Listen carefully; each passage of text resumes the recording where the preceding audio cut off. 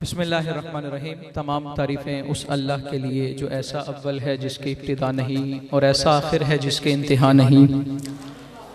दुरूद व सलाम के गजरे निछावर हों सस्ती पर जो वजह तख्लीक़ कायनात हैं, और आपकी वसातत से आपकी जमी आल और जमी असहाब पे। सामने मोहतरम,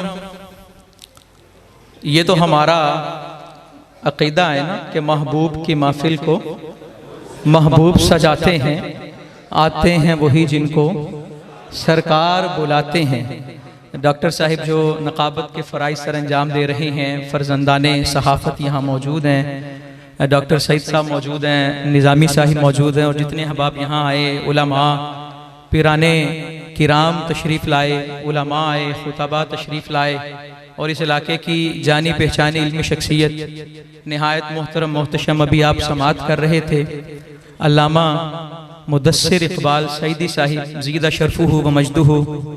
और आज की इस महफिल की जान सनदुल मुदर्रिसीन ज़ुब्दतुल वाइज़ीन हमारे मुरब्बी मोहसिन मुशफ़िक़ हबीबी करीमी तबीबी, मेरी मुराद जनाब जामिउल माकूल वल मनकूल हज़रत अल्लामा मौलाना अब्दुल गफ़्फ़ार नक्शबंदी जंडियालवी साहिब ज़ीदा शरफ़ुहु व मजदुहु, और इदारे के सरपरस्त यहाँ मौजूद हैं, राना मोहम्मद हनीफ साहिब, मियाँ मोहम्मद नवाज साहिब, मियाँ मोहम्मद अब्बास साहिब, मियाँ यासीन साहिब, और दीगर जितने अहबाब यहाँ आए हैं।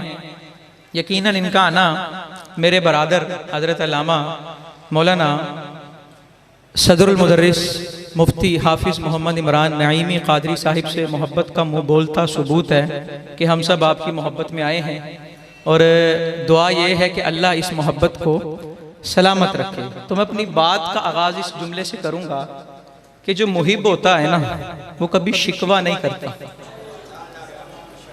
जो शिकवा करे वो मुहिब नहीं हो सकता, जो शिकवा करे वो मुहिब नहीं हो सकता। ये मोहब्बत है ना। ये प्रोग्राम जो है ये करमा वाले जो पीर हैं उनका उर्स भी है, नबी पाक सल्लल्लाहु अलैहि वसल्लम की आमद का जश्न भी है, और इदारे का जलसा दस्तारे फजीलत भी है। इतने मुहिब्बीन आए हैं, किसी ने शिकवा किया कि है कि गल हुई प्रोग्राम एक थे मौजू तीन नहीं किया ना शिकवा। इसका मतलब है कि मुहिब जो है वो शिकवा नहीं करता। दलील अर्ज करता हूँ, हजरत बिलाल हबशी रजी अल्लाह तआला अन्हु पे जब कोड़े बरसाए जाते थे ना, तो एक काफिर आया, शैतान का वार था, और आकर कहता है, क्या बिलाल तुम सारा दिन अहद और अहमद पुकारते हो और इतनी मोहब्बत करते हो कि नंगे बदन तपते सहराओं पे लेटते हो, इतनी मोहब्बत करते हो कि नंगे बदन, जज़ाकल्लाह, इतनी मोहब्बत करते हैं। ए बिलाल तुम जिनसे इतनी मोहब्बत करते हो कि उनके नाम पे, इधर तवज्जो मेरी तरफ रखे, मैंने भी कहा मुहिब शिकवा नहीं करता, तो ये शिकवा हो जाएगा, तवज्जो इधर रखें। हजरत बिलाल रजी अल्लाह तआला अन्हु उसने कहा, बिलाल तुम जिनके नाम पे कोड़े खाते हो, सारा दिन तपते सहराओं पे नंगे बदन लेटे रहते हो, इतनी मोहब्बत तुम करते हो, अगर उन्हें भी मोहब्बत हो तो वो तुम्हें छुड़ा ना ले। कितना बड़ा शैतान का वार, कितना बड़ा शैतान का वार कि अगर वो भी मोहब्बत करें तो वो तुम्हें छुड़ा ना ले। हजरत बिलाल ने जवाब पता क्या दिया? कहा, कल के अंधे मैं मुहिब हूं और वो महबूब। मुहिब का काम नहीं कि महबूबों को आजमाए जाके, मुहिब का काम नहीं कि वो महबूब को आजमाए, ये महबूब की शान है कि वो मुहिब को आजमाता है। और आपने मिसाल पता क्या दी? आपने मिसाल ये दी, आपने कहा बाजार से मटका खरीदने जाते हो तो क्या करते हो? उसे 100 मरतबा ठोकते हो कि कहीं तिड़का तो नहीं। कहा, बिलाल को चेक किया जा रहा है, कहीं हटता तो नहीं। तुम बिलाल पे तरस खाते हो, देखना तपते सहराओं पे लेटने वाला बिलाल होगा, सारे सरदार नीचे होंगे, काबे की छत पे खड़ा होगा। यही बिलाल होगा जो मोहब्बत में शिकवा तो नहीं करता, लेकिन आका कह रहे होंगे, बिलाल क्या अमल करते हो, बैठता तो मदीने की चटाई पे हो, लेकिन तुम्हारे कदमों की आहट मुझे जन्नत में सुनाई दे रही है। क्यों मिल रहा है मर्तबा? शिकवा नहीं किया। क्या नहीं किया? शिकवा नहीं किया। वो जो कहते हैं ना कि चुप रह संगते मोती मिलसन, सब्र करें ता हीरे, पागला वांगू रोला पावे ना मोती ना। हजरत बिशर हाफी रहमतुल्लाह ताला अलैह, चूंकि उर्स भी है तो मेरी कोशिश है कि मैं औलिया इकराम के हवाले से कुछ बातें अर्ज करूं। हजरत बिशर हाफी बहुत बड़े बुजुर्ग गुजरे। सैयदुना इमाम अहमद बिन हंबल, इमाम अहमद बिन हंबल वो हैं जिन्होंने रब को 500 मर्तबा देखा। रब का जलवा आलम रोया में कितना जी? 500 मर्तबा उन्होंने रब को देखा। कितनी मर्तबा? 500 मर्तबा। और हमारा हाल क्या? बाबा बुल्ले शाह ने कहा ना कि रब रब कर दे बुढ़े हुए मुल्ला पंडित सारे, लेकिन रब नहीं मिल रहा। रब ते तेरे अंदर वसदा विच कुरान इशारे। बुल्ले शाह रब ओनू मिलसी जड़ा नफ्स अपने नू मारे। अल खैर हजरत अहमद बिन हंबल को 500 मर्तबा रब का दीदार हो चुका था। तो अब करते क्या थे? रातों को उठ के ना तन्हाई में हजरत बिशर हाफी के पीछे भागते थे कि खिदमत का मौका मिले, हजरत बिशर हाफी की खिदमत का मौका मिले। तो एक रोज ना ये राज जब फाश हुआ कि इमाम अहमद बिन हंबल रात को सोते नहीं, ये किसी के नक्शे पा की तलाश में रहते हैं। तो पूछने वालों ने पूछा, आप इतने बड़े इमाम हैं, इतना बड़ा आपको अल्लाह ने मलका अता किया है, इतने बासलाहियत हैं, मुहद्दिस हैं, आप एक रात की तन्हाई में एक मलंग बाबे के पीछे क्यों जाते हैं? एक दरवेश के पीछे क्यों जाते हैं? जवाब सुनिएगा डॉक्टर साहिब। इमाम अहमद बिन हंबल ने पता क्या कहा? कहा ये अहमद जिस रब को मानता है ना, बिशर हाफी उस रब को जानता कि मैं जिस रब को मानता हूं बिशर हाफी उस रब को जानते हैं। तो मैं उन बिशर हाफी की बात करने लगा। हजरत बिशर हाफी रहमतुल्लाह ताला अलैह, वक्त में रहूंगा इंशाल्लाह, लंबी गुफ्तगू की आदत वैसे नहीं है इसलिए तो मैंने खुतबा अरबी वाला नहीं पढ़ा। हजरत बिशर हाफी रहमतुल्लाह ताला अलैह कहते हैं, मैं बगदाद के ना मशरकी इलाके में गया, वहां पर ना मजमा लगा है, लोग इकट्ठे हैं, और पूछा मैंने कि क्या हो रहा है? कहा जी आज एक मुजरिम को सरेआम सजा दी जा रही है। कहा जी सजा क्या है? कहा सजा 1000 कोड़ों की। कितनी सजा जी? जो बात मैंने शुरू की मैंने रहना उसी पे है कि मुहिब शिकवा नहीं करता। सजा कितनी हुई जी? 1000 कोड़े की। 1000 कोड़ा, 10 कोड़े पड़े तो आदमी गिर जाता है। 100 न जाने चंद लोग होते हैं जो 100 कोड़ा बर्दाश्त करें, बंदा तो मर जाता है। लोग सारे जमा हैं, इकट्ठे हैं देखने के लिए कि किस कोड़े पे जाके इसकी बस होती है और ये गिरता है। हजरत बिशर हाफी कहते हैं मैं भी खड़ा हुआ देखने लगा, लेकिन सितम जरीफी ये हुई कि देखते ही देखते वो 1000 का 1000 कोड़ा खा गया। 1000 का 1000 कोड़ा, और उसने आह तक नहीं किया, उफ तक नहीं किया, मुस्कुराता रहा। क्या करता रहा जी? मुस्कुराता रहा। कहते मुझे बड़ा ताज्जुब हुआ और सजा देने वाले को गुस्सा आया कि सजा देने का मकसद है ये रोए, तरला करे, मिन्नत करे, फरियाद करे ताकि इसे अपने गुनाह पर पछतावा हो। ये रोया ही नहीं, इसने फरियाद ही नहीं की, इसका मतलब ये है ये सुधरेगा नहीं। मतलब तो ये है इसका ये सुधरेगा नहीं। तो मुंसिफ ने कहा इसे ताउम्र कैद कर दिया जाए। उसे कैद खाने में डाला। हजरत बिशर हाफी कहते हैं मैं पीछे पीछे गया, और जब कैद खाने में था ना वो, तो मैंने कैद खाने के पार खड़े होकर पूछा, ओ अल्लाह के बंदे, इतनी तुझे सजा मिली है, मुझे ये बता तूने जुर्म क्या किया था? तूने जुर्म क्या किया था? बगावत की भी इतनी सजा नहीं होती जितनी तुझे सजा मिली है। उसने कहा मेरा जुर्म को बड़ा नहीं है, मैंने कोई बड़ा जुर्म तो नहीं था किया, सिर्फ मैंने इश्क किया था, सिर्फ मैंने इश्क किया था। क्योंकि मजाज था, ये अल्लाह वाले हैं। इस तरह भी चूंकि बुजुर्गाने दीन का उर्स है ना, तो अल्लाह वाले हैं जो मजाज से हकीकत तक लेके जाते हैं, एक लम्हे में मजाज से हकीकत तक लेके जाते हैं। तो वो कहने लगा जुर्म मेरा ये है, मैंने इश्क किया था। कहा ठीक है, जुर्म का इकरार तुमने किया है, सजा तुम्हें मिली, तुम तस्लीम कर रहे हो, सजा तुम्हारी बनती थी, लेकिन मुझे ये बताओ कौन सा इसमें आजम पड़ा था, कौन सा वजीफा किया था कि 1000 कोड़ा खा गए और तुम्हें दर्द नहीं हुआ?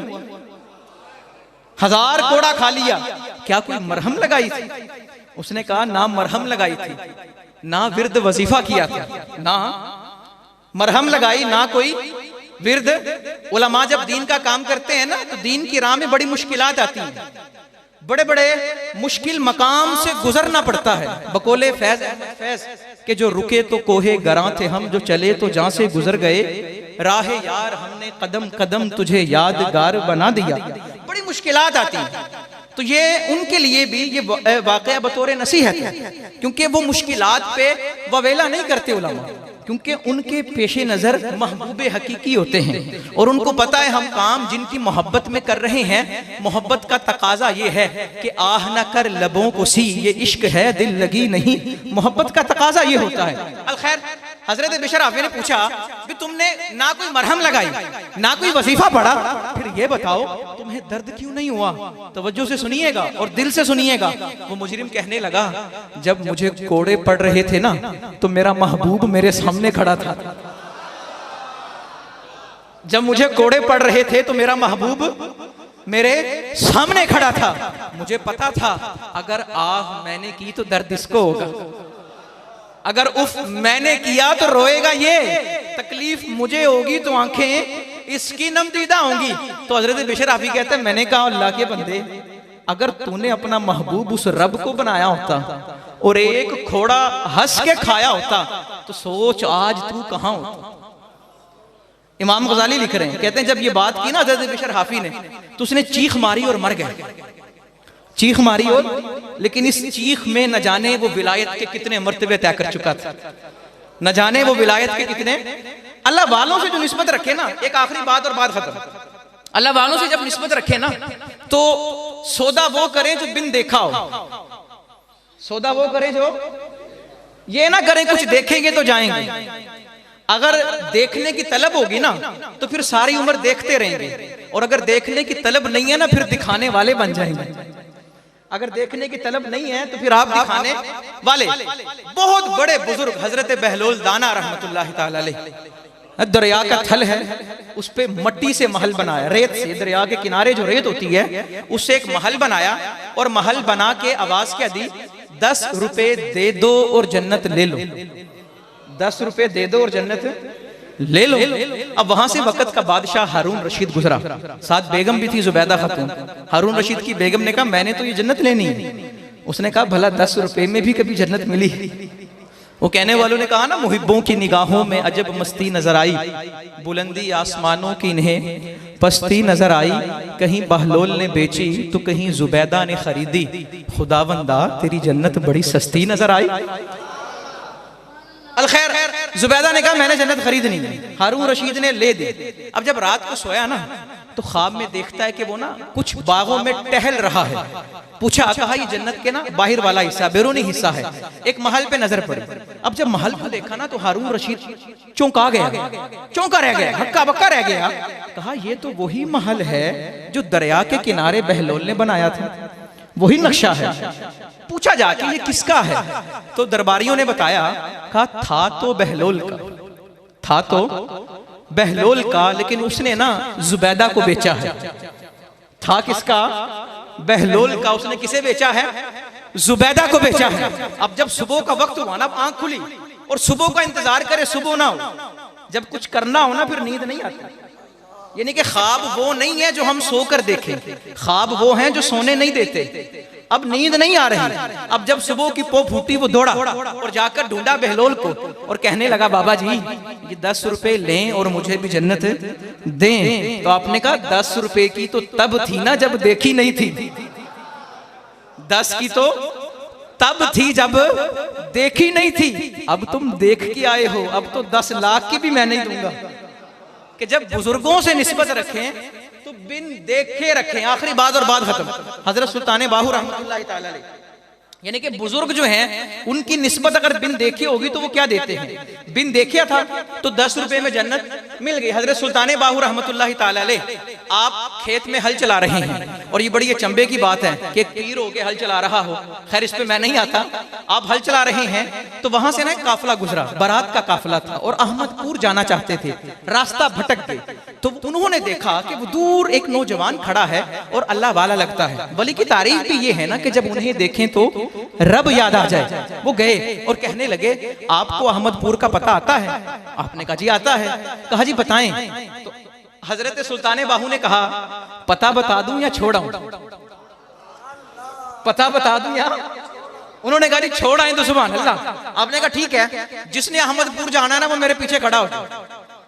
वो मेरे सारे पीछे खड़े हो गए, लाइन बना ली। आपने कहा जिसने अहमदपुर जाना है जरा आंखें तो बंद करे, जरा आंखें तो।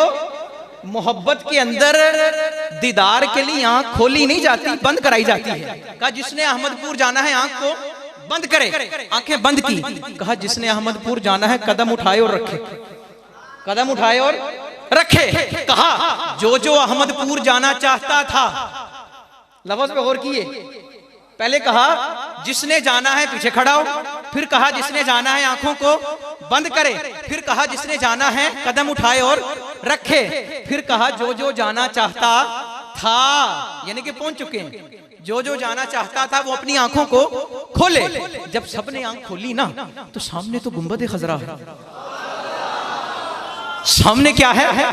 गुंबद खजरा। बराती अर्ज करने लगे हुजूर हमने तो पंजाब का शहर है अहमदपुर, वहां जाना था, आप कहां लेके आए हैं? हजरत सुल्तान बाहू कहने लगे भाई जिस अहमद को मैं जानता हूं उनके पूर में ले आया हूं। ये अल्लाह वालों से निस्बत है। तो बात खत्म करता हूं। अल्लाह अल्लाह किए जाने से अल्लाह ना मिलेगा, अल्लाह वाले हैं जो अल्लाह से मिला देते हैं। वाखिर दावा।